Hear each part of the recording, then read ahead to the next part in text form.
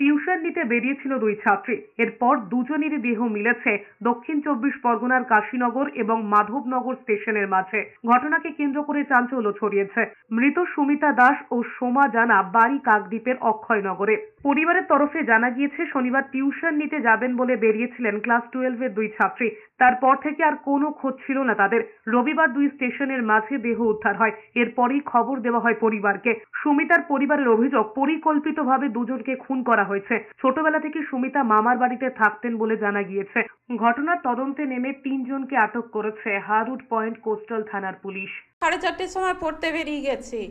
তারপর রাত্রে কি 2টা নাগাদ পুলিশ এসে বললো যে এরকম ঠিকানা নেওয়ার পরে তার তো কোনো খবর আসেনি। লোকের মুখে শুনতেছে ওরা নাকি ট্রেনে কাটা হয়েছে। এখন অনেকে বলতেছে মার্ডার করে ফেলে দিয়ে যাচ্ছে।